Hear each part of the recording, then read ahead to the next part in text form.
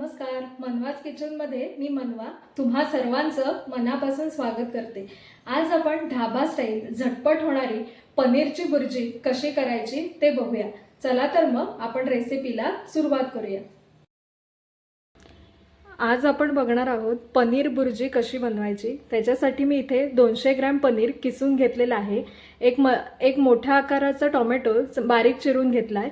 एक कांदा बारीक चिरून घेतलेला आहे। फोडणीसाठी मोहरी आहे, हळद आहे, मसाल्यामध्ये मी लाल तिखट घेतलेला आहे, गरम मसाला आहे, कसुरी मेथी आहे, त्याच्यानंतर मी थोडासा पावभाजी मसाला घेतलेला आहे, आलं लसूण पेस्ट आणि थोडंसं बटर घेतलंय। चला तर मग आपण पनीर भुर्जी कशी करायची ते बघूया।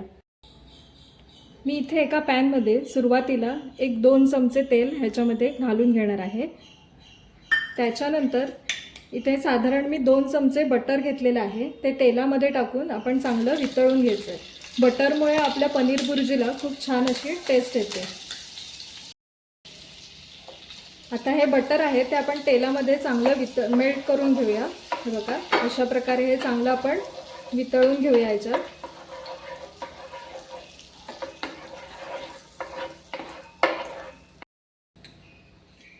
आता आपण ह्याच्यामध्ये अगदी थोडी मोहरी घालून घेऊया।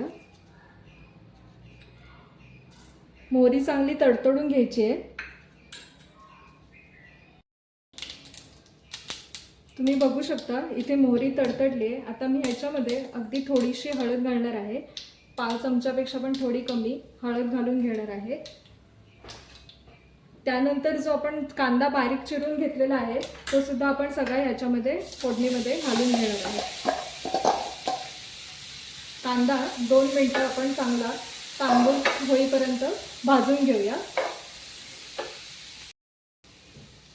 कांदा आपण छान असा शिजवून घेणार आहोत।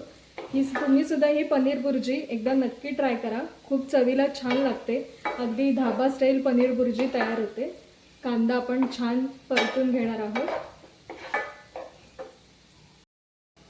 आपल्या इथे कांद्याचा पण रंग हलकासा बदललेला आहे। त्याच्यानंतर हा बारीक चिरून घेतलेला टोमॅटो आहे तो पण आपण या कांद्यामध्ये एकजीव करून घेणार आहोत।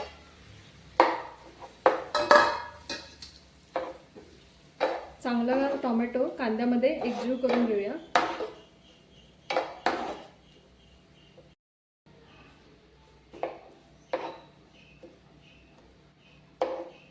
कांदा आणि टोमॅटो पटकन शिजण्यासाठी मी ह्याच्यामध्ये अगदी थोडंसं मीठ घालते, म्हणजे कांदा शिजायला मदत होईल आणि ह्याला थोडं तेल सुद्धा सुटेल।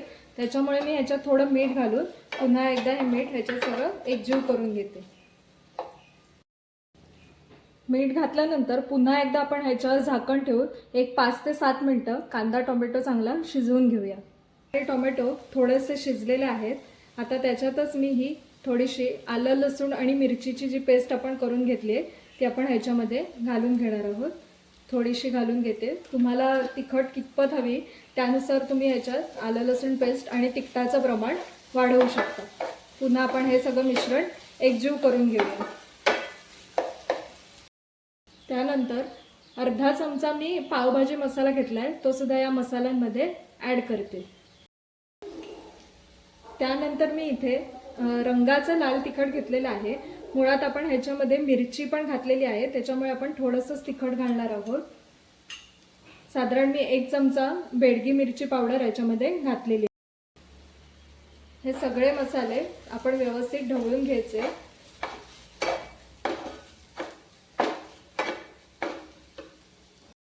मसाले जळू नयेत म्हणून मी यामध्ये थोडंसं पाणी घालून घेते। पाणी घातल्यामुळे आपले मसाले इथे म्हणजे करपत नाहीत किंवा त्याचा असा एक उग्र वास येत नाही, त्याच्यामुळे मी ह्याच्यात पाणी घालून घेतलेलं आहे। पाणी घालून घेतल्यावर आपण पुन्हा एकदा ह्याच्यावर एक 5 ते 7 मिनिटं झाकण ठेवून चांगली ह्याला वाफ काढून घेणार आहोत। आता मी यामध्ये एक साधारण 2 ते 3 चमचे थोडंसं बेसन घालून घेणार आहे। हे बेसन घातल्यामुळे ह्याला खूप छान असे एक दाटसरपणा येतो, एकसंधपणा येतो। आता बेसन घालून सुद्धा आपण हे सगळं एकजीव करून घेऊया। हे बेसन थोडंसं भाजून घेतलेलं आहे तांबूस रंगावर। ते भाजून ह्याच्यात घातलं की ते खूप छान लागतं, त्याचा एक खमंगपणा येतो। हे बघा, खूप छान असं दाटसर आपलं मिश्रण इथे तयार झालेला आहे।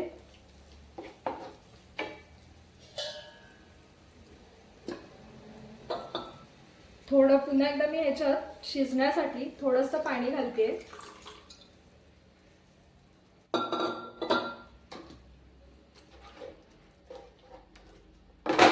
पुन्हा आपण 5 मिनिटं चांगली वाफ काढून घेणार आहोत त्याला। तुम्ही इथे बघू शकता किती आपल्या ह्याला छान रंग सुटलेला आहे। हळूहळू त्याला तेल पण सुटतंय। मी इथे ह्याच्यात कुठचाही लाल रंग वापरला नाहीये। बेडगी मिरचीचं तिखट वापरल्यामुळे ह्याला खूप छान असा लाल कलर आलेला आहे।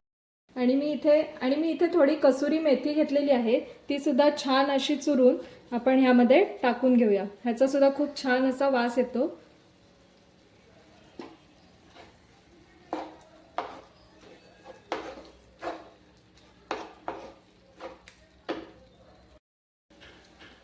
इथे ही आपली ग्रेव्ही खूप छान अशी शिजलेली आहे। त्याच्यानंतर मी इथे जे 200 ग्रॅम पनीर किसून घेतलेलं आहे ते सुद्धा आपण सगळं ह्याच्यामध्ये घालून घेणार आहोत।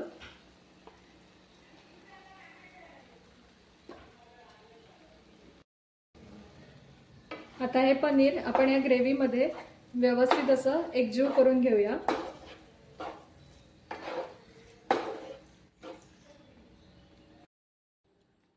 आता त्या कांदा टोमॅटोमध्ये आपलं पनीर चांगलं एकजीव करून झालेलं आहे। आता मी अगदी थोडंसं ह्याच्यामध्ये पाणी घालते। अगदी पाव कप पाणी मी ह्याच्यामध्ये ॲड करून घेतलं। पाणी आपण ह्या मिश्रणामध्ये पुन्हा एकदा चांगलं ढवळून घेऊया। जास्ती पातळ करायचं नाहीये। मी अगदी पाव कपापेक्षा थोडंसं कमी पाणी ह्याच्यामध्ये घातलंय। हे बघा, पुन्हा एकदा चांगलं ढवळून घेऊया।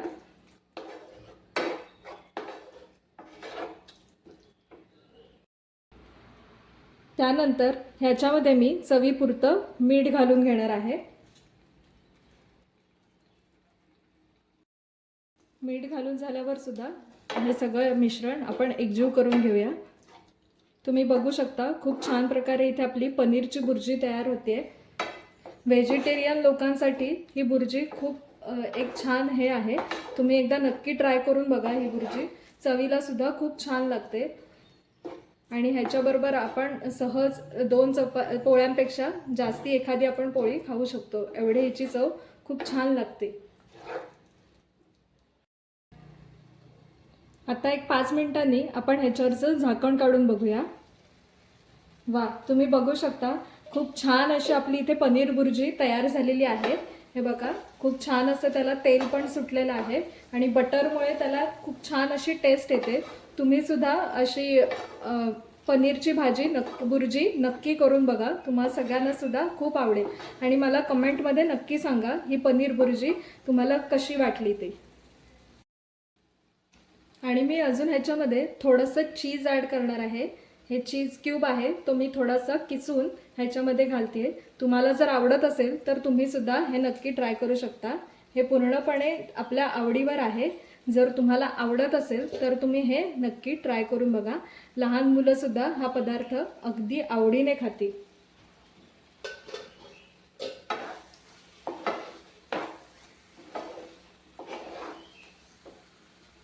त्यानंतर गार्निशिंगसाठी थोडी आपण ह्याच्यावर कोथिंबीर घालून घेणार आहोत आणि अशा प्रकारे आपली इथे पनीर बुर्जी बनवून तयार आहे। आता ती आपण ताटामध्ये सर्व करूया।